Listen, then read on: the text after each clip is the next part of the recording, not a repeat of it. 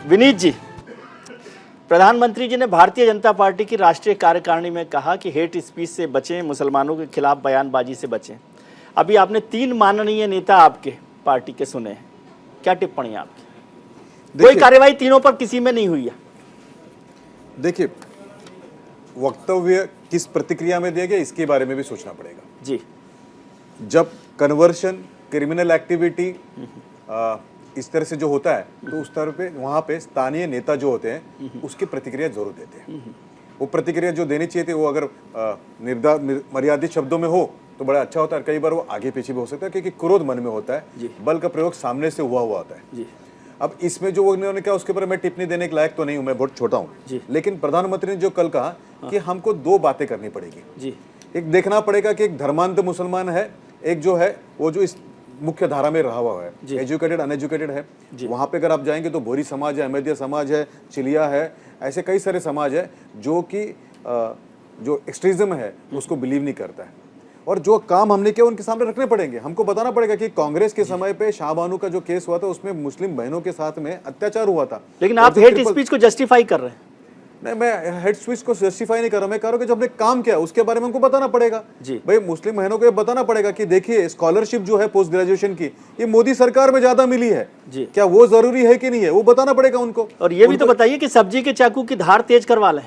और सब्जी जो घर में आई है ना वो इसलिए आई है कि राशन के अंदर जो सामान फ्री में मिला है, ये देते समय किसी ने ये नहीं पूछा कि शर्मा को गया कि सरिता को गया है। और वो जो छुरी जो है, जो चाकू जो है, वो सब्जी बनाने के लिए भी काम में आएगा क्योंकि उसके घर में राशन पहुंचाने का काम मोदी जी ने किया है। उस राशन जो गया है, जो छुरी जो चलेगी उसके बाद में वो पकाने के लिए जो गैस है वो भी मोदी जी ने दी है उसके घर पे, ये भी बताना पड़ेगा उनको।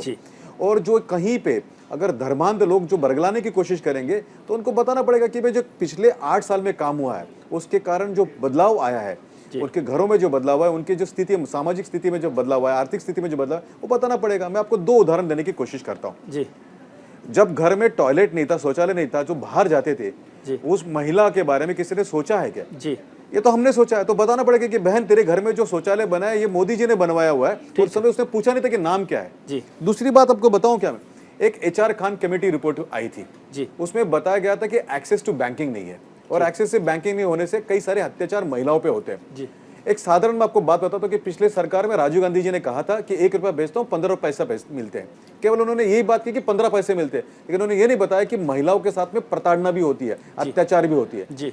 इसके बारे में पढ़ाई करने के बाद में और HR खान कमेटी की जो रिपोर्ट थी, फिर रंगराजन कमेटी की रिपोर्ट आई कि भाई एक्सेस कैसे मिलना चाहिए और इसके लिए जनधन, आधार और मोबाइल इसका सहारा लेते हुए एक जैम का प्रोग्राम बनाया गया और डायरेक्ट बेनिफिट ट्रांसफर आज महिलाओं के घर में खाते में सीधे पैसे जाते हैं। वो सलमा हो, वो सलीमा हो, वो मेरी कोई भी मुस्लिम बहन, उसके घर पे भी आते हैं। जब ये जाते हैं पैसा तो एक तो उसका आर्थिक सशक्तिकरण होता है, 2 उसका जो शोषण हो रहा था समाज में वो नहीं होता है। उसको बताना पड़ेगा। और ये बताने के लिए हमको वहां जाना पड़ेगा। अगर हमने पिछले बार बताया नहीं है तो हमारी कमी हम उसको सुधारेंगे। और देखिए हमारे परिवार के मुखिया है मोदी जी, और वो बार-बार दुरुस्त करते हैं। जब बच्चा कोई परीक्षा के लिए जाता है तो माँ-बाप बार-बार कहते हैं अच्छे से पढ़ना, गलती मत करना, वैसे उन्होंने हमको बताया और वो करने से हमें भी जज्बा आता है, हमें भी हिम्मत आती है। देखिए कल तक मुझे 4 चीजें नहीं पता, मैं आपको 2 एग्जाम्पल और देता हूँ और आपको शायद वो मजा है, अच्छा लगेगा कि कई सारी मुस्लिम महिलाओं के हाथ में बहुत सारी क्षमताएं थी, लेकिन छोटा पैसा नहीं था हाथ में, खुर्दा पैसा नहीं था, कोई देता नहीं था और उसके कारण उनकी प्रताड़ना होती थी। केवल एग लेग मशीन के जैसे बच्चा पैदा करने के लिए उनको रखा गया था। जबकि मोदी जी ने उनको क्या मुद्रा लोन देने के बाद में आज वो सक्षम हुई है, वो यहाँ पे हाथ नहीं फैलाती है। सक्षम होने के कारण क्या हुआ है, उनके घर में अच्छाई हुई है, उनके मन में भी अच्छाई है। दूसरी बात है, महिलाओं को कोई पैसा खर्चा करके उसके ऊपर औषध वगैरह देते नहीं थे, उनको दवाई देते नहीं थे, तकलीफ में रहती थी। आयुष्मान भारत जब आया तो क्या केवल आपके लिए, मेरे लिए आया है क्या? ये तो मुस्लिम बहनों के लिए भी आया है। तो ये जो व्यवस्थाएं हैं ये बताने की तो कोशिश हम करेंगे कि नहीं करेंगे?